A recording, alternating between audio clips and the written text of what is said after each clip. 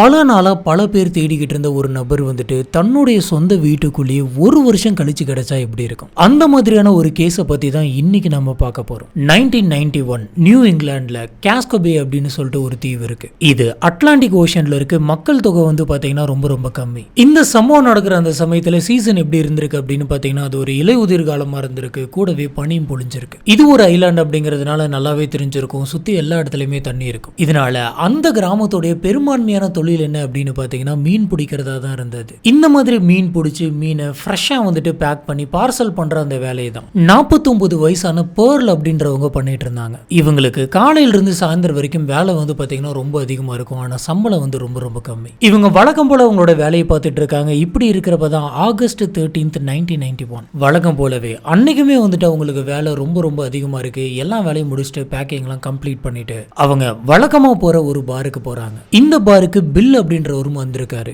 இந்த போலோட பில் வந்து பாத்தீங்கன்னா 13 வருஷம் பெரியவர். பில் வந்துட்டு ஒரு ட்ரக் டிரைவரா இருக்காரு. கடலை பிடிச்ச மீனெல்லாம் வந்துட்டு ஒரு கண்டெய்னருக்குள்ள போட்டதுக்கு அப்புறமா அது எல்லாத்தையுமே போயிட்டு இவர் டெலிவரி பண்ணுவார். பக்கத்து ஐலாண்ட்ல இருக்கிறவங்க சுத்தி இருக்கிறவங்களுக்கு டிரான்ஸ்போர்ட் பண்றத ஆரம்பிச்சு வெளிநாடுகளுக்கு அனுப்புற வரைக்கும் எல்லாத்துக்குமே வந்துட்டு இவரோட ட்ரக் யூஸ் பண்ணுவாங்க. வழக்கமா இவர் அதெல்லாம் லோடு ஏத்திட்டு பக்கத்தில் இருக்கக்கூடிய கப்பல்கிட்ட போயிட்டு கொடுத்துட்டு வருவாராம். இவங்க ரெண்டு பேருமே மீட் பண்ணிக்கிற ஒரே ஒரு இடம் வழக்கமா இவங்க போகக்கூடிய பார் மட்டும்தான். அதே மாதிரி ரெண்டு பேருக்கும் காமனா இருக்கிற ஒரே ஒரு விஷயம் ட்ரிங்க் பண்றது. இவங்க ரெண்டு பேருக்குமே திருமண வாழ்க்கை அப்படிங்கிறது கொஞ்சம் கூட செட் ஆக கிடையாது. போலுக்கு வந்துட்டு இதுக்கு முன்னாடி 5 கல்யாணம் நடந்திருக்கு. ஆனா எல்லாமே வந்து பாத்தீங்கன்னா டைவர்ஸ்ல தான் முடிஞ்சிருக்கு. சொல்ல போனா அந்த 5வது கல்யாணமும் டைவர்ஸ்ல முடிஞ்சு அப்பா அவங்க தனியா தான் இருந்திருக்காங்க. கடைசியா அவங்களுக்கு நடந்த அந்த 5வது கல்யாணத்துல இவங்களுக்கு எலைன் அப்படின்னு சொல்லிட்டு ஒரு பொண்ணும் பிறக்கிறாங்க. அதே மாதிரிதான் வந்து பாத்தீங்கன்னா பில்லுக்கு வந்துட்டு 3 தடவை கல்யாணம் ஆகி 3 தடவையுமே டைவர்ஸ் ஆயிடுது. இந்த சமயத்துல தான் பில் அப்புறம் போல் இவங்க ரெண்டு பேருமே வந்துட்டு ஒரு நல்ல ஃப்ரெண்ட்ஸ் ஆகுறாங்க. இவங்க ரெண்டு பேரும் தினம் அவங்களோட லைஃப்ல நடக்கிற நிறைய விஷயங்களை வந்துட்டு ஷேர் பண்ணிப்பாங்க. இப்படியே போயிட்டு இருக்கப்ப இவங்க ரெண்டு பேருக்கும் ஒருத்தருக்கு ஒருத்தர் வந்துட்டு ரொம்பவே பிடிச்சு போயிருது. இதனால இவங்க ரெண்டு பேரும் கல்யாணம் பண்ணிக்கலாம் அப்படின்னு சொல்லி முடிவு பண்றாங்க. இதுபடி இவங்க ரெண்டு பேருமே 1986 சம்மர்ல கல்யாணமும் பண்ணிக்கிறாங்க. கல்யாணம் முடிச்ச கையோட ரெண்டு பேருமே வந்து பாத்தீங்கன்னா அவங்களோட வேலையை ரொம்ப பிஸியா பண்ணிட்டு இருந்தாங்க. என்னதான் வந்துட்டு அவங்களுக்கு வேலை இருந்தாலும் பிஸியா இருந்தாலும் மதியானம் பக்கத்தில் இருக்கக்கூடிய ஒரு ரெஸ்டாரண்ட்ல நம்ம வழக்கமா மீட் பண்ணோம் அப்படின்னு சொல்லி இவங்களுக்குள்ளேயே வந்துட்டு பேசி வச்சுப்பாங்களாம். இதனால எல்லா நாளுமே இவங்க ரெண்டு பேரும் ஒன்னா அந்த ரெஸ்டாரண்ட்ல பேசி ஒன்னா லஞ்ச் சாப்பிடுவாங்களாம். இப்படி இருக்கிறப்ப தான் ஆகஸ்ட் 13, 1991 போலுடைய பொண்ணான எலைன் வந்துட்டு போலீஸ் ஆஃபீஸர்ஸ்க்கு கால் பண்ணி, சார் என்னோட அம்மா வந்துட்டு திடீர்னு காணோம், என்னன்னு தெரியல, எங்களோட ஃபேமிலி கெட் டுகெதர் ஃபங்க்ஷன் ஒன்று நடந்துச்சு, இந்த ஃபங்க்ஷனுக்கு என்னுடைய அம்மா வந்துட்டு வரவே கிடையாது அப்படின்னு சொல்றாங்க. வீட்டில் எதனாச்சும் வேலையா இருப்பாங்க அப்படின்ற மாதிரி போலீஸ் ஆஃபீஸர் சொல்றாங்க. இல்ல சார், இந்த மாதிரியான ஃபேமிலி கெட் டுகெதருக்கு அவங்க வராமல் இருந்ததே கிடையாது. அது மட்டும் இல்லாம வீட்டுக்கு நான் வந்துட்டு பல முறை கால் பண்ணி பார்த்துட்டேன், வீட்டில் அம்மா இல்லை போல இருக்கு, யாருமே ஃபோன் எடுக்க மாட்டாங்க அப்படின்னு சொல்றாங்க. திரும்ப இவங்க வந்துட்டு என்னோட அம்மா வந்து எதை வேணா மிஸ் பண்ணுவாங்க, ஆனா ஃபேமிலி ஃபங்க்ஷன் எதுவுமே மிஸ் பண்ண மாட்டாங்க. ஏன்னா அவங்க சுத்தி இருக்கக்கூடிய எல்லார்த்திட்டையுமே ரொம்ப பாசமா பழகுவாங்க. எல்லாருக்குமே வந்துட்டு முக்கியத்துவம் கொடுப்பாங்க. என்ன கூட வந்து பாத்தீங்கன்னா ஒரு பொண்ணு மாதிரி அவங்க வச்சிருந்தது கிடையாது. என்ன ஒரு பெஸ்ட் ஃப்ரெண்டு மாதிரி தான் அவங்க பார்த்துக்கிட்டாங்க அப்படின்னு சொல்றாங்க. இவங்க இவ்வளவு கேட்டதுனால நம்ம போயிட்டு இன்வெஸ்டிகேஷன் பண்ணல அப்படின்னு சொன்னா நல்லா இருக்காது அப்படின்னு சொல்லி உடனடியாக போலீஸ் ஆஃபீஸர்ஸ் போலும் பில்லும் சேர்ந்து வாழ்ந்துட்டு இருக்கக்கூடிய அந்த வீட்டுக்கு போறாங்க. வீடு ஃபுல்லா போயிட்டு செக் பண்ணி பாக்குறாங்க. செக் பண்ணி பார்த்ததுல போலோடைய திங்ஸ், நகை, துணி எல்லாமே வந்துட்டு ப்ராப்பரா அங்கே தான் இருந்திருக்கு. எதுவுமே திருடு போல. அதே மாதிரி ஃபுல் வீட்டையும் வந்துட்டு கம்ப்ளீட்டா தேடுறாங்க. உள்ளார வந்துட்டு போல் இல்ல. இந்த சமயம் தான் போலீஸ் ஆஃபீஸர்ஸ்க்கு போலோடைய பொண்ணு சொன்ன ஒரு விஷயம் வந்துட்டு ஞாபகம் வருது. அவங்க அம்மா வீட்டை விட்டு எங்க வெளியில போனாலும் சரி அவங்களுடைய கார் எடுத்துக்கிட்டு தான் போவாங்களாம். அது வெறும் 5 நிமிஷம் மட்டும் டிராவல் பண்ணக்கூடிய ஒரு இடமா இருந்தாலும் சரி அவங்க கார்ல தான் போவாங்களாம். இதனால போலீஸ் ஆஃபீஸர்ஸ் போலுடைய கார் வந்துட்டு அங்க நிக்குதா அப்படின்னு சொல்லி செக் பண்ணி பாக்குறாங்க. இதுபடி அவங்க வீட்டை விட்டு வெளில போய் பார்த்தப்ப அவங்க வீட்டுடைய கராஜ்ல வந்து பாத்தீங்கன்னா போலுடைய கார் வந்துட்டு அப்படி நின்றுட்டு இருக்கு. இந்த விஷயத்த போலீஸ் ஆஃபீஸர்ஸ் வந்துட்டு மறுபடியும் அவங்க பொண்ணான எலைன் கிட்ட இன்ஃபார்ம் பண்றாங்க. நாங்க செக் பண்ணி பார்த்துட்டோம், அம்மா வந்துட்டு வீட்டுல இல்ல, கார் வந்து பாத்தீங்கன்னா வீட்டுல தான் இருக்கு அப்படின்னு சொல்றாங்க. இதை கேட்ட அவங்க பொண்ணு வந்துட்டு ரொம்ப பயப்படுறாங்க. என்னுடைய அம்மாவுக்கு எதனாச்சும் ஆயிருக்குமோ, யாராச்சும் வந்து கடத்திட்டு போயிருப்பாங்களோ அப்படின்ற மாதிரிலாம் பேசுறாங்க. அம்மா காரே வந்துட்டு வீட்டுக்குள்ள வச்சிருக்காங்க அப்படின்னு சொன்னா அம்மா வெளியில போக கிடையாது, யாரோ ஒருத்தர் வீட்டுக்குள்ள வந்து அவங்கள கடத்திட்டு போயிருக்கணும் அப்படின்ற மாதிரி சொன்னாங்க. அதுக்கு போலீஸ் ஆபீசர்ஸ் வந்து அதை அப்படியே எடுத்துக்க முடியாது. ஒருவேளை உங்க அம்மாவுக்கு இந்த வீட்டுல இருக்கிறது பிடிக்காம இருந்திருக்கலாம், இந்த வீட்டை விட்டு ஒரு விரத்தில கிளம்பலாம் அப்படின்னு முடிவு பண்ணியிருந்திருக்கலாம். அப்படி முடிவு பண்றவங்க கார் எடுத்துட்டு போகாம கூட இருந்திருக்கலாம், நடந்து போய் பப்ளிக் டிரான்ஸ்போர்ட்டை கூட அவங்க யூஸ் பண்ணியிருந்திருக்கலாம் அப்படின்ற மாதிரி சொல்றாங்க. இதுக்கப்புறம் போலீஸ் ஆபீசர்ஸ் என்ன பண்றாங்க அப்படின்னு பாத்தீங்கன்னா அது ஒரு ஐலாண்டு தான் அப்படிங்கிறதுனால அந்த இடத்த விட்டு வெளியில போகணும் அப்படின்னு சொன்னா ஃபிளைட் எதனாச்சும் யூஸ் பண்ணும், இல்லைன்னா இவங்க எதனாச்சும் கப்பல் மாதிரி யூஸ் பண்ணி தான் வெளியில போயிருந்திருக்கணும். இதனால போலீஸ் ஆஃபீஸர்ஸ் இவங்க காணாம போனதுல இருந்து அந்த டைம் வரைக்கும் மொத்த டிரான்ஸ்போர்ட் லிஸ்டையுமே வந்துட்டு எடுக்கிறாங்க. இதுபடி அன்னைக்கு டிராவல் பண்ண பேசஞ்சர்ஸ் எல்லாம் யார் அப்படின்னு சொல்லி பாக்குறாங்க. இதுல போல் வந்துட்டு வரல. இதை வச்சு பாக்குறப்ப போல் வந்துட்டு அந்த ஐலாண்டை விட்டு வெளியில போக கிடையாது, அந்த ஐலாண்டுக்குள்ளேயே தான் இருக்கிறாங்க அப்படின்னு தெரியுது. இதுக்கப்புறமா போலீஸ் ஆஃபீஸர்ஸ் போலோட ஹஸ்பண்டான பில்லை கூப்பிட்டு வச்சு விசாரிக்கிறாங்க. இப்படி இவங்க பில்லை கூப்பிட்டு விசாரிக்கிற அந்த சமயத்துல இந்த மாதிரி உங்க ஒய்ஃப் வந்துட்டு திடீர்னு காணாம போயிட்டாங்க, எங்க போனாங்கன்னு உங்களுக்கு தெரியுமா அப்படின்னு கேட்கறாங்க. ஒய்ஃபை காணோம் அப்படின்னு சொல்றாங்க. ஆனா பில்லோட முகத்துல வந்து பாத்தீங்கன்னா எந்த விதமான மாற்றமே ஏற்படல. என்னாச்சு இந்த மாதிரி நாங்க ஒய்ஃபை காணோம் அப்படின்னு சொல்றேன், நீங்க எதுக்குமே ரியாக்ட் பண்ணாம இருக்கீங்களே அப்படின்னு சொல்லி போலீஸ் ஆஃபீஸர்ஸ் கேட்டதுக்கு, என்னோட ஒய்ஃப் வந்துட்டு ஒரு ஃப்ரெண்டு கூட இல்லீகல் அஃபேர்ல இருந்தா, எனக்கு தெரிஞ்ச அவங்க கூட தான் ஓடி போயிருப்பா அப்படின்ற மாதிரி சொல்லியிருக்காரு. அது மட்டும் இல்லாம இந்த விஷயம் வந்துட்டு பாத்தீங்கன்னா போலுக்கு வந்து புதுசு கிடையாது. அவங்க நிறைய தடவை இதே மாதிரி ஓடி போயிருக்காங்க, கொஞ்ச நாள் கழிச்சு மறுபடியும் வந்திருக்காங்க. இது இப்ப மட்டும் நடக்க கிடையாது, இதுக்கு முன்னாடி பல முறை நடந்திருக்கு. அது மட்டும் இல்லாம இவங்களுக்கு 5 தடவை கல்யாணம் ஆகி டைவர்ஸும் ஆயிருக்கு. பேசிக்காவே போல் வந்துட்டு அந்த மாதிரி தான். இதுக்கெல்லாம் வந்துட்டு நீங்க தேடிக்கிட்டு டைம் வேஸ்ட் பண்ணாதீங்க, கொஞ்ச நாள் அவங்களே வந்துருவாங்க அப்படின்ற மாதிரி பில் சொல்லியிருக்கான். இதை கேட்ட போலீஸ் ஆஃபீஸர்ஸ்க்கு ஒருவேளை பில் சொல்றது கரெக்டாக தான் இருக்குமோ, அவங்க கண்டிப்பாக ஓடி தான் போயிருப்பாங்க போல இருக்கு, கொஞ்ச நாள்ல அவங்களே திரும்பி வந்துருவாங்க அப்படின்ற மாதிரி பெருசா இந்த கேஸ் எடுத்துக்காமலே விட்டுறாங்க. இருந்தாலும் என்னுடைய அம்மாவை கண்டுபிடிச்சிங்களா அப்படின்னு சொல்லி அவங்க பொண்ணு கேட்டுக்கிட்டே இருந்ததுனால, சரி உனக்கு யாரு மேலாச்சும் சந்தேகம் இருக்கா அப்படின்ற மாதிரி போலுடைய பொண்ணு கிட்ட கேட்டிருக்காங்க. அதுக்கு அந்த பொண்ணு எனக்கு யாரு மேலுமே சந்தேகம் இல்லை அப்படின்னு சொல்றாங்க. போலுக்கு வந்துட்டு பயங்கரமா குடிக்கிற பழக்கம் இருக்கு, அவங்களுடைய போதையினால அவங்களுக்கு எதனாச்சும் பிரச்சனை நடந்திருக்குமோ அப்படின்ற மாதிரி யோசிக்கிறாங்க. அது மட்டும் இல்லாம இவங்களுக்கு பில்லோட சேர்த்து 6 கல்யாணம் நடந்திருக்கு. இதுல இவங்களோட எக்ஸ் ஹஸ்பண்ட்ஸ் யாராச்சும் வந்துட்டு பழி தீக்கணும் அப்படின்றதுக்காக இவங்களை வந்து இந்த மாதிரி கடத்திட்டு போயிருந்திருப்பாங்களோ, கொலை பண்ணிருப்பாங்களோ அப்படின்ற மாதிரி பல ஆங்கிள் விசாரிச்சாங்க. ஆனா பெருசா அவங்களுக்கு எந்த ஒரு க்ளூவுமே கிடைக்கல. சரி போல் வந்துட்டு அவங்களே திரும்பி வந்துருவாங்கன்னு சொல்லி போலீஸ் ஆஃபீஸர்ஸும் ரிலாக்ஸா விட்டுட்டாங்க. இந்த சமயம் தான் எலைன் வந்துட்டு அவங்களுடைய ஸ்டெப் ஃபாதரான பில் கிட்ட போயிட்டு, என்னுடைய அம்மாவை கடைசியா நீங்க எப்ப பாத்தீங்க அப்படின்னு கேட்கறாங்க. எங்க அம்மாவுக்கு என்னாச்சு சொல்லுங்க அப்படின்னு சொல்லி கேட்டதுக்கு பில் வந்துட்டு எதுவுமே பேசாம அவரோட போனையே பார்த்துக்கிட்டு இருந்தாரு. இப்போ அவருடைய ஆக்டிவிட்டி, அவரோட ஃபேஸ் ரியாக்ஷன் இதெல்லாம் பார்த்த எலைனுக்கு வந்துட்டு அவங்க மேல கொஞ்சம் சந்தேகம் இருந்தது. இங்க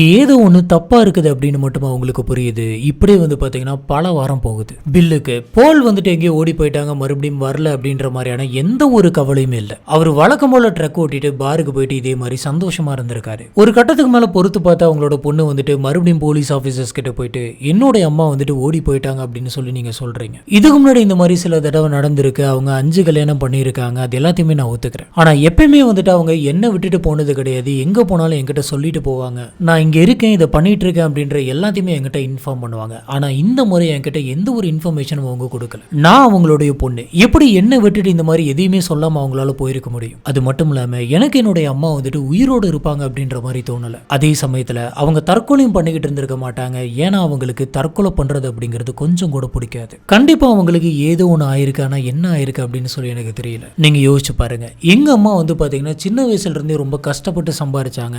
கஷ்டப்பட்டு சம்பாரிச்சு தான் நிறைய விஷயங்கள் சேர்த்து வச்சாங்க, வீடு வாங்கினாங்க, நிறைய நகைகள்லாம் வாங்கினாங்க. இந்த இடத்த விட்டு ஓடி போகணும் அப்படின்னு நினைச்சவங்க எதனால காசெல்லாம் வந்துட்டு அப்படியே வீட்டுக்குள்ளேயே விட்டுட்டு போகணும்? அவங்க சம்பாரிச்சதுதான் எல்லாமே. இப்படி இருக்கிறப்ப ஏன் அவங்க கொஞ்சம் கூட பணத்தை எடுத்துக்கல? அட்லீஸ்ட் கொஞ்சமாச்சும் பணம், நகை, அவங்களுடைய ட்ரெஸ்ன்னு சொல்லி அவங்க எடுத்துட்டு போயிருந்திருக்கலாம். இதுல இருந்து இங்க ஏதோ ஒண்ணு தப்பா இருக்குதுன்னு உங்களுக்கு புரியலையா அப்படின்ற மாதிரி போலீஸ் கிட்ட கேட்கறாங்க. இதை கேட்டதுக்கு அப்புறமா போலீஸ் ஆபீசர்ஸ், ஆமா இந்த பொண்ணு சொல்றது கரெக்ட் தான், இங்க வேற ஏதோ ஒண்ணு நடந்திருக்கு அப்படின்ற மாதிரி யோசிக்கிறாங்க. மறுபடியும் அவங்களோட இன்வெஸ்டிகேஷனை ஸ்டார்ட் பண்றாங்க. போலீஸ் ஆபீசர்ஸ் ஆரம்பத்தில் பண்ண ஒரு பயங்கரமான நல்ல விஷயம் என்ன அப்படின்னு பாத்தீங்கன்னா, போல் காணாம போயிட்டாங்க அப்படின்ற நியூஸ் வந்துட்டு போலீஸ் ஆபீசர்ஸ்க்கு வந்த உடனே அந்த வீட்டுக்குள்ள இதுக்கு மேல யாருமே போக கூடாது அப்படின்னு சொல்லி அந்த வீட்டை இவங்க லாக் பண்ணிட்டு வந்துடுறாங்க. அவங்க எப்போ வராங்களோ அதுக்கப்புறம் அந்த கீ வந்துட்டு அவங்க கிட்ட ஹேண்ட் ஓவர் பண்ணிடுறேன் அப்படின்ற மாதிரி சொல்லியிருந்தாங்க. இப்போ போலீஸ் ஆபீசர்ஸ் அந்த வீட்டை போயிட்டு மறுபடியும் நம்ம சர்ச் பண்ணி பார்ப்போம், நம்மளுக்கு வேற எதனாச்சும் எவிடன்ஸ் கிடைக்க வாய்ப்பு இருக்கு அப்படின்னு சொல்லி எல்லாருமே கிளம்பி போலோடைய வீட்டுக்குள்ள போறாங்க. அப்பதான் பெட் மேல இருக்க ஒரு சூட் கேஸை பார்க்குறாங்க. அந்த சூட் கேஸ் வந்து பார்த்தீங்கன்னா ஓப்பன் பண்ணி கிடக்கு.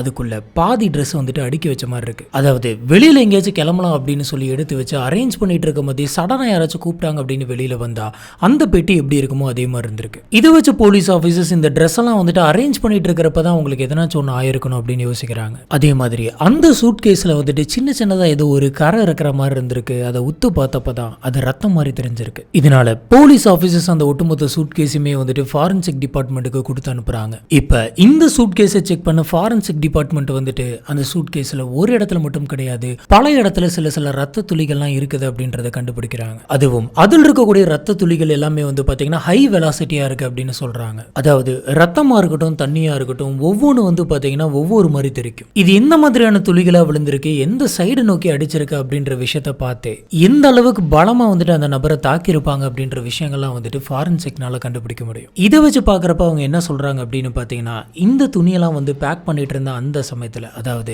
அவங்க ஸ்டாட்டிக்காக ஒரே இடத்துல நின்றுட்டு இருந்த அந்த சமயத்தில் யாரோ ஒருத்தங்க பின்னாடியே இருந்து வந்து பலமான ஒரு ஆயுதத்தை எடுத்து ஓங்கி அவங்கள தாக்கியிருக்கணும். இதனால தான் அந்த ரத்த துளிகள் வந்துட்டு வேகமாக வந்து விழுந்து தெரிச்சிருக்கணும் அப்படின்னு சொல்றாங்க. இப்போ இந்த பிளட் வந்துட்டு உண்மையாலுமே பேர்லோடையதா இல்லை வேற யாராச்சும் ஒரு நபருடையதா, இதை நீங்க டெஸ்ட் பண்ணி சொல்லுங்க அப்படின்னு சொல்லி போலீஸ் ஆஃபீஸர்ஸ் வந்துட்டு ஃபாரன்சிக்கு சொல்றாங்க.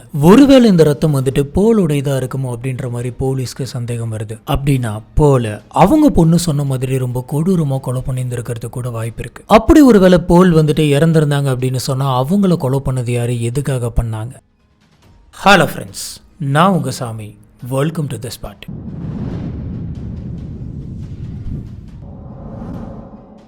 இப்போ போலீஸ் ஆஃபீஸர்ஸ் நினைக்கிற மாதிரி உண்மையாலுமே போலை வந்துட்டு கொலை பண்ணியிருந்தாங்க அப்படின்னு சொன்னால் அவங்களுடைய சடலம் வந்துட்டு எங்க? போல் வந்துட்டு சவுத் போர்ட்லாண்டில் பிறக்கிறாங்க. அவங்களோட சின்ன வயசுலேருந்தே அவங்க அந்த மீன் பிடிக்கிற வேலை தான் பார்த்துருக்காங்க, பேக்கிங் பண்ணி தரது, இது மட்டும்தான் அவங்களோட வேலையை. இவங்க வழக்கம் போல பில் கூடயும் அவங்க பொண்ணு கூடயும் ரொம்பவே சந்தோஷமாக வாழ்ந்துட்டு இருக்காங்க. இதில் இவங்களுக்கும் பில்லுக்கும் இடையில எக்கச்சக்கமான சண்டைகள் வந்துட்டு போயிட்டு இருக்கு. இப்படி இருக்கிறப்ப தான் ஒரு நாள் இவங்க சொல்லாமல் கொள்ளாமல் காணாமல் போயிட்டு அவங்க பொண்ணு வந்துட்டு எங்கள் அம்மாவை கண்டுபிடிச்சிட்டாங்கன்னு இவ்வளோ தூரம் மூவ் பண்ணி இப்போ ஃபாரன்சிக் வரைக்கும் வந்து நின்றுருக்கு. இப்போ போலுடைய ஃப்ரெண்ட்ஸ் கிட்ட இருந்து விசாரணை ஆரம்பிக்கலாம் அப்படின்னு சொல்லி போலீஸ் ஆஃபீஸர்ஸ் அவங்க ஃப்ரெண்ட்ஸ் கிட்டலாம் போயிட்டு விசாரிக்கிறாங்க. கடைசியாக உங்களை வந்து பார்த்தப்ப உங்ககிட்ட எதனாச்சும் ஒரு விஷயத்தை இன்ஃபார்ம் பண்ணாங்களா, எதனாச்சும் ஒரு இன்சிடென்ட்டை ஷேர் பண்ணாங்களா அப்படின்லாம் கேட்குறாங்க. அதில் இவங்களோட சில ஃப்ரெண்ட்ஸ்லாம் வந்து பார்த்தீங்கன்னா போல் வந்துட்டு காணாமல் போகிறதுக்கு கொஞ்ச நேரத்துக்கு முன்னாடி கூட எங்கள் கூட தான் பாரில் உட்காந்து ட்ரிங்க் பண்ணிட்டு இருந்தா. நாங்கள் எல்லாருமே ரொம்ப சந்தோஷமாக ட்ரிங்க் பண்ணி பேசிட்டு இருந்தோம். அந்த சமயம் தான் போல் வந்துட்டு ஒரு விஷயத்தை எங்ககிட்ட சொன்னான். கொஞ்ச நாளாவே எனக்கும் பில்லுக்கும் நடுவில் நிறைய சண்டைகள் போயிட்டு இருக்கு, எனக்கு என்ன பண்ணுறது அப்படின்னு தெரியல, ரொம்பவே கஷ்டமாக இருக்குது அப்படின்னு சொன்னான். இதனால எங்களுக்கு நிம்மதி இல்லாமல் போயிடுச்சு, எப்போ பார்த்தாலும் எனக்கு பணத்தை கொடுன்னு சொல்லி சண்டை போட்டுக்கிட்டே இருக்கான். இது எனக்கு ரொம்ப பெரிய டார்ச்சராக இருக்கு, எனக்கு நிம்மதியாகவே இருக்க முடியல அப்படின்னு சொல்லி பயங்கரமாக புலம்பி இருக்காங்க. இதில் இன்னொரு ஃப்ரெண்ட் என்ன சொல்கிறாங்க அப்படின்னு பார்த்தீங்கன்னா, போல் காணாமல் போனால் அன்னைக்கு நைட்டு வந்துட்டு நான் அவங்க வேலை செய்யக்கூடிய இடத்துக்கு பக்கத்தில் அவங்க போயிட்டு இருந்ததை பார்த்தேன், ஆனால் அது அவங்க தானான்னு சொல்லி எனக்கு தெரியல, அவங்க தூரத்தில் போயிட்டு இருந்தாங்க, பார்க்கறதுக்கு என்னமோ எனக்கு போல் மாதிரி தான் தெரிஞ்சது அப்படின்ற மாதிரி சொல்லியிருக்காங்க. போல் காணாமல் போயிட்டு 6 வாரத்துக்கு அப்புறமா அவங்க வீடு இருக்கிற அந்த இடத்துல இருந்து 200 மைல் தள்ளி இருக்கக்கூடிய நியூ ஹாம்ஸ்டர் கிட்ட ஒரு அடர்ந்த காடு இருக்கு. அந்த காட்டு பகுதிக்குள்ள ஒரு நபர் வந்துட்டு நடந்து போயிட்டு இருந்திருக்காரு. அப்ப அவருக்கு தூரத்துல ஏதோ ஒண்ணு வெள்ளை கலர்ல கடந்த மாதிரி தெரிஞ்சிருக்கு. என்னவா இருக்கும் அப்படின்னு சொல்லி கொஞ்சம் கிட்ட போய் பார்க்கும் போதுதான் அது ஒரு லேடி பர்ஸ் அப்படின்னு தெரியுது. இவரு அந்த பர்ஸ் எடுத்து பார்த்திருக்காரு. என்னது இது, சம்பந்தம் இல்லாம இந்த காட்டுக்குள்ள இப்படி கிடக்குது அப்படின்னு சொல்லி யோசிச்சுட்டு உடனடியாக அவர் போலீஸ் ஆபீசர்ஸ்க்கு கால் பண்ணி இந்த விஷயத்த சொல்றாரு. அடுத்த கொஞ்ச நேரத்துல போலீஸ் ஆபீசர் அங்க வராங்க. வந்து அந்த வேலெட்டை வந்துட்டு வாங்கிக்கிறாங்க. அந்த பர்ஸை ஓபன் பண்ணி பார்த்தா உள்ளார நிறைய ஐடி கார்ட்ஸ் எல்லாம் இருந்திருக்கு. இப்ப அந்த ஐடி கார்ட்லாம் வாங்கி பார்த்தப்பதான் அவங்களுக்கு ஒரு விஷயம் தெரிய வந்திருக்கு. இது 200 மைல் தள்ளி இருக்கக்கூடிய போலுடைய பர்ஸ் அப்படின்னு. எப்படி இந்த பர்ஸ் வந்துட்டு சம்மந்தமே இல்லாம இந்த காட்டு பகுதிக்குள்ள வந்திருக்கும், இதை பத்தி விசாரிக்கலாம் அப்படின்னு சொல்லிட்டு போலீஸ் ஆபீசர்ஸ் பில்லோட வீட்டுக்கு போறாங்க. பில் வந்துட்டு இந்த மாதிரி தன்னோட ஒய்ஃப் வந்துட்டு காணாம போயிட்டாங்க அப்படின்ற எந்த விதமான பதட்டமும் இல்லாம ரொம்பவே கேஷுவலா இருக்காரு. இவருடைய இந்த மாதிரியான ஆக்டிவிட்டியை பார்த்த போலீஸ் ஆபீசர்ஸ்க்கு இவர் மேல வந்துட்டு சந்தேகம் வர ஆரம்பிக்குது. இதை பத்தி போலீஸ் ஆபீசர் ஸ்ட்ரெயிட்டா பில் கிட்டே விசாரிச்சிருக்காங்க. நாங்க சுத்தி எல்லாத்தையுமே விசாரிச்சப்ப உங்களுக்கும் போலுக்கும் இடையில எக்கச்சக்கமான சண்டைகள் வரும் அப்படின்னு சொல்லி கேள்விப்பட்டேன், அதெல்லாம் உண்மையா அப்படின்னு கேட்குறாங்க. இதை கேட்ட பில் வந்துட்டு ஆமா, எனக்கும் அவளுக்கு இடையில எக்கச்சக்கமான சண்டைகள் நடக்கும், அந்த சண்டையில அவ கோவிச்சுக்கிட்டும் வீட்டை விட்டுட்டு போயிடுவா. போனவ கொஞ்ச நாள் கழிச்சு அவளாவே வீட்டுக்கு வந்துருவா. அதே மாதிரிதான் இந்த தடவையும் போயிருப்பா, அவளா வந்துருவா அப்படின்னு சொல்லி ரொம்ப கேஷுவலா சொல்றாரு. இந்த டைம்ல போலீஸ் ஆபீசர்ஸ் அந்த வீடு வந்துட்டு கொஞ்சம் டிஃப்ரெண்டா இருக்கிறத பாக்குறாங்க. அது என்னன்னா, தரையில விரிச்சு வச்சிருந்த கார்பெட் எல்லாமே வந்து பாத்தீங்கன்னா பயங்கர கிளீனா இருந்திருக்கு. இது என்ன, வீட்டுல இருக்கக்கூடிய எல்லா கார்பெட்டுமே ரொம்ப பளிச்சுன்னு இருக்கு, நீங்க என்ன புதுசா வாங்குனீங்களா அப்படின்னு கேட்குறாங்க. அதுக்கு பில் வந்துட்டு இல்லை, இது புதுசெல்லாம் கிடையாது, ரொம்ப நாளாக நான் க்ளீன் பண்ணும் அப்படின்னு நினச்சிட்டு இருந்தேன், ரொம்ப டஸ்ட்டாக இருந்துச்சு, அதான் இப்போ நான் க்ளீன் பண்ணி போட்டிருக்கேன், அதான் உங்களுக்கு புதுசு மாதிரி தெரியுது அப்படின்னு சொல்கிறாரு. போலீஸ் ஆஃபீஸர்ஸ்க்கு இந்த விஷயமே வந்து பார்த்தீங்கன்னா ரொம்ப சந்தேகமாக இருக்குது. சரி, வெளியில் எங்கேயும் போகாதீங்க, நாங்கள் எப்போ வேணாலும் வந்து விசாரிப்போம் அப்படின்னு சொல்லிட்டு அந்த இடத்த விட்டு கிளம்புறாங்க. இப்படி வெளியில வந்த இவங்க வந்து பாத்தீங்கன்னா சுத்தி இருக்கக்கூடிய வீடுகளில் போயிட்டு விசாரிக்கிறாங்க பில்லை பத்தி. இப்ப சுத்தி இருந்தவங்களும் என்ன சொல்றாங்க அப்படின்னு பாத்தீங்கன்னா பில் வந்துட்டு அடிக்கடி போல் கூட சண்டை போட்டுட்டே இருப்பாங்க. அதுக்கப்புறம் தான் அவங்க திடீர்னு காணாம போயிட்டாங்க அப்படின்னு சொல்றாங்க. உங்களுக்கு சந்தேகம் வர மாதிரி எதனாச்சும் நடந்துச்சா, பில் சமீபமா எதனாச்சும் பண்ணாரா அப்படின்னு கேக்குறாங்க. அதுக்கு சுத்தி இருந்த வீட்டுல இருக்கவங்க என்ன சொல்றாங்க அப்படின்னு பாத்தீங்கன்னா பில் வந்துட்டு சமீபமா கார்பெட்ஸ் எல்லாம் கிளீன் பண்ணக்கூடிய அந்த கார்பெட் ஸ்ட்ரீம் கிளீனர் ஒன்னு வந்து ஆர்டர் போட்டு வாங்கினாரு. அந்த கிளீனிங் ஸ்ட்ரீமர் வந்து பாத்தீங்கன்னா பயங்கர ஹெவியா இருக்கும். அது பில் வந்துட்டு ரொம்ப கஷ்டப்பட்டு வீட்டுக்குள்ள தூக்கிட்டு போறதை நாங்க பார்த்தோம். இப்படி தூக்கிட்டு போன இவர் 2 நாளா வச்சு கார்பெட் எல்லாத்தையுமே கிளீன் பண்ணியிருப்பாரு போல் இருக்கு. 2 நாளா எங்களுக்கு அந்த மிஷினோட சத்தம் கேட்டுக்கிட்டே இருந்தது. நாங்க இதை பத்தி போயிட்டு பேசலாம் அப்படின்னு பார்த்தோம். ஆனா அந்த சத்தம் நின்றுச்சு அப்படிங்கறதுனால சரி போ அப்படின்ட்டு விட்டுட்டோம் அப்படின்னு சொல்றாங்க. இதை கேட்ட போலீஸ் ஆபீசர்ஸ்க்கு அந்த சந்தேகம் வந்துட்டு இன்னுமே அதிகமாகுது. ஏன்னா சாதாரணமா தட்டி விட்டு அதை கிளீன் பண்ணியிருந்திருக்கலாம், இல்லைன்னா வேக்கம் கிளீனர் இந்த மாதிரி எதனாச்சும் வச்சு பண்ணியிருந்திருக்கலாம். இதுக்காக ஸ்ட்ரீம் கிளீனர்லாம் வச்சு யூஸ் பண்ணி இந்த கார்பெட்டை இவ்வளவு பொறுப்பா வந்துட்டு கிளீன் பண்ணணும். அதுவும் இல்லாம இவரு பாக்குற இந்த வேலைக்கு இவ்வளவு காஸ்ட்லியான ஒரு மிஷினை எதுக்காக இவ்வளவு காசு கொடுத்து கஷ்டப்பட்டு வாங்கணும்? இந்த மாதிரி நிறைய கேள்விகள் வந்துட்டு போலீஸ் ஆபீசர்ஸ்க்கு தோணிட்டே இருக்க பில் மேல இருந்த சந்தேகம் இன்னுமே அதிகமாகுது. உடனே போலீஸ் ஆபீசர் வந்துட்டு இதை நம்ம சர்ச் டாக்ஸ் வச்சு கண்டுபிடிக்கலாம் அப்படின்னு முடிவு பண்றாங்க. இதனால கேடவர் அப்படின்ற ஒரு டாக் வந்துட்டு வர வைக்கிறாங்க. இந்த டாக்ஸ் வந்து பாத்தீங்கன்னா பயங்கர பிரில்லியண்டான ஒண்ணு. இதுங்களுக்கு மோப்ப சக்தி அப்படிங்கிறது ரொம்பவே ஸ்ட்ராங்கா இருக்குமா. நீங்க ஒரு நபர் யூஸ் பண்ண அந்த பொருளை வந்துட்டு அந்த நாய்கிட்ட கொடுத்து மோப்பம் பிடிக்க வச்சுட்டீங்க அப்படின்னு சொன்னா நீங்க சுத்தி கூட்டு போற அந்த இடத்தெல்லாம் அந்த ஸ்மெல் இருக்கா, அங்க எதனாச்சும் டெட் பாடி இருக்கா அப்படின்ற எல்லாத்தையுமே வந்துட்டு இதை கண்டுபிடிச்சு தரும். சொல்லப்போனா இந்த கேஸ்க்கு இவங்க யூஸ் பண்ண அந்த டாக்ஸ் வந்து பாத்தீங்கன்னா பல கேஸை வந்துட்டு சால்வ் பண்ணி தந்திருக்கு. பல இடங்கள்ல சடலங்கள் எங்க இருக்கு அப்படின்றது மோப்பம் பிடிச்சு கொடுத்துருக்கு. இதுக்கு முன்னாடி கூட ஒரு கேஸ் நடந்திருக்கு. அந்த கேஸ்ல மோப்பம் பிடிச்சிட்டு போயிட்டு ஒரு இடத்துல போயிட்டு அது பாட்டுக்கு நின்று லைட்டா தோண்டி இருக்கு. அதுக்கப்புறம் போலீஸ் ஆபீசர்ஸ் ஹெவியா தோண்டி பார்த்தப்ப அங்க ஒரு சடலம் இருக்கிறத கண்டுபிடிச்சிருக்காங்க. இந்த மாதிரி இந்த கேஸ்க்கும் வந்துட்டு இந்த டாக்ஸ் வந்துட்டு ரொம்ப யூஸ்ஃபுல்லா இருக்கும் அப்படின்னு சொல்லி போலோடைய ட்ரெஸ் எல்லாம் எடுத்து கொடுத்து மோப்பம் பிடிக்க வச்சு அதை சர்ச் பண்ண சொல்றாங்க. அந்த சர்ச் டாக் வந்துட்டு வீட்டை விட்டு வெளியில போக நம்ம பின்னாடியே துரத்திட்டு போலாம், எங்கெங்கெல்லாம் மோப்பம் பிடிக்குதுன்னு பார்க்கலாம் அப்படின்னு சொல்லி காத்துக்கிட்டு இருந்த அந்த சமயத்துல அந்த நாய் வந்து பாத்தீங்கன்னா வீட்டை விட்டு வெளியில போல, மாறா அந்த வீட்டுடைய பேஸ்மெண்ட்டுக்கு அடியில போயிட்டு அங்கேயே நின்று குலைச்சிக்கிட்டு இருந்தது. போலீஸ் ஆபீசர்ஸ் இப்ப எதுக்காக இந்த நாய் வந்துட்டு பேஸ்மெண்ட்டுக்கு வந்திருக்கு? ஒருவேளை இந்த பேஸ்மெண்ட்டுக்குள்ள அவங்களோட பாடி இருக்குமோ? இந்த டாக் வந்துட்டு மோப்பம் பிடிச்சி நின்றுட்டு இருந்த அந்த இடத்துக்கு அடியில வந்துட்டு இவங்க தோண்டி பாக்குறாங்க. ரொம்ப தூரம் தோன்றாங்க. ஆனா அங்க அவங்களுக்கு எந்த விதமான சடலமும் கிடைக்கல. இப்ப இவங்களுக்கு என்ன பண்றது அப்படின்னு தெரியல. இங்க சடலமும் இல்ல, என்னவா இருக்கும்? ஒருவேளை இந்த பேஸ்மெண்ட்ல வேற எதனாச்சும் ஒரு இடத்துல வந்துட்டு புதைச்சிருப்பாங்களா? இவ்வளவு பெரிய பேஸ்மெண்டா இருக்கு, ஒட்டுமொத்த வீட்டையுமா நம்ம வந்துட்டு தோண்ட முடியும் அப்படின்ற மாதிரி பல கேள்விகள் வந்துட்டு அவங்களுக்குள்ள வருது. இந்த சமயத்துல தான் ஃபாரன்சிக் டிபார்ட்மெண்ட்ல இருந்து ஒரு கால் வருது. அந்த கால்ல சூட் கேஸில் இருக்கக்கூடிய அந்த ரத்தம் வந்து பாத்தீங்கன்னா போலோடைய ரத்தம் தான் அப்படின்னு சொல்லி கன்ஃபார்மா சொல்றாங்க. இப்போ போலீஸ் ஆபீசர்ஸ்க்கு கிளியரா ஒரு விஷயம் புரியுது. இந்த வீட்டுக்குள்ள இருந்த போலுக்கு ஏதோ ஒண்ணு மோசமா நடந்திருக்கு அப்படின்னு. இதனால போலீஸ் ஆபீசர்ஸ் மறுபடியும் இந்த வீட்டை வந்துட்டு கம்ப்ளீட்டா செக் பண்ணும் அப்படின்னு முடிவு பண்ணாங்க.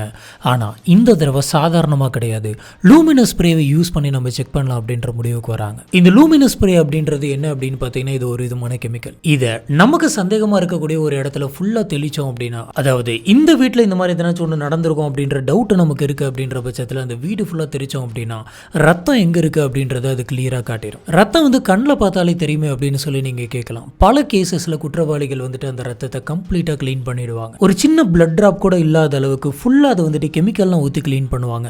ஆனா இந்த லூமினஸ் ஸ்ப்ரேவை நம்ம ஊற்றணும் அப்படின்னு சொன்னா நீங்க என்னதான் பர்ஃபெக்டா கிளீன் பண்ணியிருந்தாலும், என்னதான் கெமிக்கல் ஊற்றி கிளீன் பண்ணியிருந்தாலும் அந்த இடத்துல ரத்தம் தெரிச்சிருந்தது அப்படின்னா அதை மட்டும் தனியா ஹைலைட் பண்ணி காட்டும். அது எப்படி காட்டும் அப்படின்னு பார்த்தீங்கன்னா, சப்போஸ் அந்த இடத்துல ரத்தம் பட்டிருந்திருக்கு அப்படின்னா அது ஒரு மாதிரி கிரீன் கலர்ல ஒரு ஃப்ளூரசன் லைட் மாதிரி பளிச்சுன்னு காட்டும். இப்படி இவங்க வீடு ஃபுல்லா ஸ்ப்ரே பண்ணதுல கிச்சன்ல வந்து பார்த்தீங்கன்னா நிறைய ரத்தம் வந்துட்டு தெரிச்சிருக்கிறத இவங்க பார்க்குறாங்க. அப்படி இது எல்லாமே க்ளோவா தெரிஞ்சிருக்கு அப்படின்னா அதுக்கப்புறம் அது எல்லாத்தையுமே கம்ப்ளீட்டா கிளீன் பண்ணி இருந்திருக்கணும். இப்படி ஸ்ப்ரே பண்ணி பார்த்தப்ப அடிச்ச அடியில ரத்தம் வந்துட்டு செவுரு ஃபுல்லா தெரிச்ச மாதிரி இருக்கு. அதுக்கப்புறமா கிச்சன்ல இருந்து தரன்னு ரத்தத்தோட இழுத்துட்டு போன மாதிரி இருந்திருக்கு. இந்த தடம் எங்க போகுதுன்னு சொல்லி வீடு ஃபுல்லா ஸ்ப்ரே பண்ணிட்டே போறாங்க. கரெக்டா இந்த ரத்தம் வந்து பாத்தீங்கன்னா பேஸ்மெண்ட் வரைக்கும் ஃபாலோ ஆயிருக்கு. அதுக்கப்புறம் அந்த ரத்தம் எங்க போச்சு அப்படின்னு தெரியல. இதுல போலீஸ் ஆபீசர்ஸ் கவனிச்ச இன்னொரு விஷயமும் இருக்கு. இந்த லூமினஸ் ஸ்ப்ரே பண்ணதுல அவங்களுக்கு ஒரு ஃபுட் பிரிண்ட்டும் கிடைச்சிருக்கு. அந்த ஃபுட் பிரிண்டோட சைஸ் வந்து பாத்தீங்கன்னா 4. ஒருவேளை கொலைகாரன் வந்துட்டு ரத்தத்து மேல கால் வச்சிருந்திருக்கலாம். அதுக்கப்புறமா இவங்களை இழுத்துட்டு போக போக அந்த ரத்த காலோடய வந்துட்டு இவனும் நடந்திருக்கலாம். இந்த சமயம் தான் வந்து பாத்தீங்கன்னா அந்த வீட்டுக்குள்ள இவனுடைய ஃபுட் பிரிண்ட் கிடைச்சிருக்கணும். அதுக்கப்புறம் எல்லாத்தையுமே கிளீன் பண்ணி இருந்திருக்கணும். இப்போ இது எல்லாத்தையுமே இந்த லூமினஸ் ஸ்ப்ரே வந்துட்டு காட்டி கொடுத்துருச்சு. இதுக்கப்புறமா பில் கிட்ட போயிட்டு உங்களோட ஃபுட் சைஸ் என்ன அப்படின்னு சொல்லி கேட்டிருக்காங்க. அதை செக் பண்ணியிருக்காங்க. இப்படி செக் பண்ணப்ப இவனுடைய ஃபுட் பிரிண்ட்டும் வந்து பார்த்தீங்கன்னா 4 தான் அப்படின்னு தெரியுது. போலீஸ் ஆஃபீஸர்ஸ் நான் உங்களை இன்வெஸ்டிகேஷன் பண்ணும் அப்படின்னு சொல்லி கூப்பிட்டுருக்காங்க. எதுக்காக இந்த கொலையை பண்ணீங்க அப்படின்னு கேட்டிருக்காங்க. போலீஸ் ஆஃபீஸர்ஸ் எவ்வளோ விசாரிச்சும் பில் வந்துட்டு ரொம்பவே கேஷுவலாக தான் இருந்திருக்கான். எதை பற்றியுமே பேச கிடையாது, அமைதியாக இருந்திருக்கான். சரி இவன் உண்மையை சொல்ல மாட்டான், நம்ம லை டிடெக்டிவ் டெஸ்ட்டை வச்சு இவனை கண்டுபிடிக்கலாம் அப்படின்னு சொல்லி போலீஸ் ஆஃபீஸர்ஸ் முடிவு பண்ணுறாங்க. ஆனால் லை டிடெக்டிவ் டெஸ்ட் வந்துட்டு யாருக்கு எடுக்கிறாங்களோ அந்த நபர் வந்துட்டு ஒத்துக்கணும். அவங்களோட சம்மதம் இருந்தால் மட்டும்தான் இந்த மாதிரியான ஒரு டெஸ்ட் எடுக்க முடியும் அப்படின்னு சொல்லி லால இருக்கு.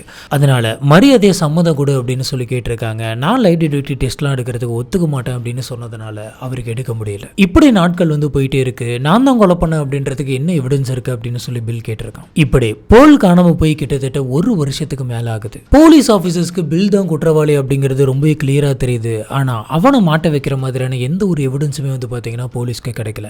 முக்கியமா போலுடைய சடலம் வந்துட்டு கிடைக்கல. போலீஸ் ஆபீசர்ஸ்க்கு பேஸ்மெண்ட் மேலே தான் வந்து பாத்தீங்கன்னா சந்தேகமா இருக்கு. மொத்த வீட்டையும் இடிச்சு சர்ச் பண்ணி கடைசியில் அங்க எதுவுமே கிடைக்கல அப்படின்னு சொன்னா பில் வந்துட்டு கோர்ட்ல அவங்க மேல கேஸ் போடுவோம். இதனால கன்ஃபார்மா எதுவுமே தெரியாம நம்ம எதுவுமே பண்ண முடியாது அப்படின்னு சொல்லி போலீஸ் ஆபீசர்ஸ் ரொம்ப அமைதியா இருக்காங்க. இந்த சமயம் தான் ஜிபிஆர் அப்படின்ற ஒரு கண்டுபிடிப்பு வந்து பாத்தீங்கன்னா உள்ள வருது. இத கிரவுண்ட் பெனிட்ரேஷன் ரேடார் அப்படின்னு சொல்லுவாங்க. இது ஒரு விதமான ஜியோ பிசிக்கல் டெக்னாலஜி அப்படின்னு சொல்லலாம். கிரவுண்ட்ல வச்சு நம்ம இதை ஸ்கேன் மாதிரி பண்ணிக்கிட்டே போகணும் அப்படின்னு சொன்னா இவங்க ஸ்கேன் பண்ற அந்த நிலத்துக்கடியில என்ன இருக்கு, எந்த மாதிரியான பொருள் அது அப்படின்றதெல்லாம் ஷேப்போட இவங்களுக்கு வந்துட்டு காட்டிடும். உதாரணத்துக்கு உள்ளார எதனாச்சும் தங்கம் கிடைக்குது, இல்லை மெட்டல் கிடைக்குது, இல்லைன்னா எதனாச்சும் கிழங்கு இருக்கு, இந்த மாதிரியான விஷயத்தெல்லாம் இது ஸ்கேன் பண்ணி இந்த பொருள் தான் மண்ணுக்குள்ள இருக்குது அப்படின்றத வந்துட்டு ஒரு ஷேப் மூலியமா சொல்லும். இது ஹை ஃப்ரீக்வன்சி ரேடியோ வேவ்ஸ் வந்துட்டு நிலத்துக்கடியில பெனிட்ரேட் பண்ண வச்சு ரெஃப்ளெக்ட் ஆகிற ரேஸை வச்சு அதோட ஷேப்பை கண்டுபிடிச்சு இது இந்த பொருள் தான் அப்படின்னு சொல்லி ஐடென்டிஃபை பண்ணி சொல்லிடும். இப்போ போலீஸ் ஆஃபீஸர் வந்துட்டு இந்த டெக்னாலஜி யூஸ் பண்ணி அந்த மண்ணுக்கடியில் எதனாச்சும் சடலம் இருக்குது அப்படின்றத கண்டுபிடிக்க முயற்சி பண்றாங்க.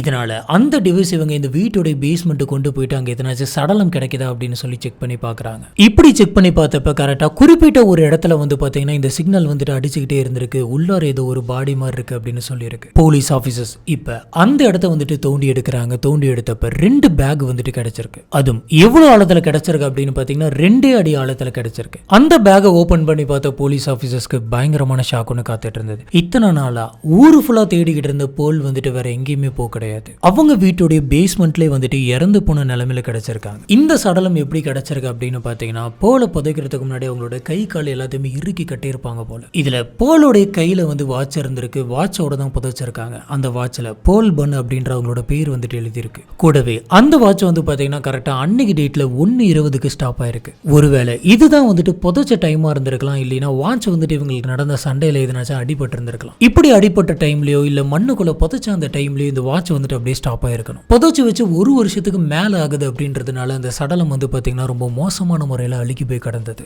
உடனடியே அந்த சடலத்தை வந்துட்டு பிரேத பரிசோதனைக்கு அனுப்பி வைக்கிறாங்க. இப்ப பேஸ்மெண்ட்ல இருந்த போலீஸ் ஆபீசர்ஸ்லாம் பில்ல அரெஸ்ட் பண்ணலாம் அப்படின்னு சொல்லி வேகமா மேல வராங்க. மேல வந்து போலீஸ் ஆபீசர்ஸ்க்கு ஒரு ஷாக் காத்துக்கிட்டு இருந்தது. பில் வந்துட்டு ரொம்பவே கூலா எதுவுமே நடக்காத மாதிரி ரொம்பவே ஜாலியா நூடுல்ஸ் செஞ்சு சாப்பிட்டுக்கிட்டு இருந்திருக்கான். போலீஸ் ஆபீசர்ஸ் ஸ்ட்ரெயிட்டா பில் கிட்ட போயிட்டு உங்க ஒய்ஃப் இப்படி கொடூரமா கொலை பண்ண குற்றத்துக்காக நாங்க உங்களை அரெஸ்ட் பண்றோம் அப்படின்னு சொல்றாங்க. இதை கேட்ட பில் வந்துட்டு என்னது கொலையா? இது ரொம்ப பெரிய வார்த்தை. நான் கொலையெல்லாம் பண்ண கிடையாது. நான் கொலை பண்ண அப்படின்றத நிரூபிக்க உங்ககிட்ட என்ன ஆதாரம் இருக்கு அப்படின்னு கேட்கறான். இதை கேட்ட போலீஸ் ஆபீசர்ஸ் வந்துட்டு பில்ல பார்த்துக்கிட்டே இருந்திருக்காங்க. பில் வந்துட்டு ஓகே வெயிட் பண்ணுங்க, இந்த நூடுல்ஸை நான் சாப்பிட்டு வந்துடுறேன், சூடா இருக்கும் போதே சாப்பிட்டாதான் நல்லா இருக்கும் அப்படின்னு சொல்லிட்டு ரொம்பவே பொறுமையா ருசிச்சு அந்த நூடுல்ஸை வந்துட்டு சாப்பிட்டுட்டு இருந்திருக்கான். ஃபுல்லா சாப்பிட்டு முடிச்சதுக்கு அப்புறமா சரி வாங்க நம்ம ஸ்டேஷன் போலாம் அப்படின்னு சொல்லி போலீஸ் ஆபீசர்ஸ் கூட இவனாவே போயிருக்கான்.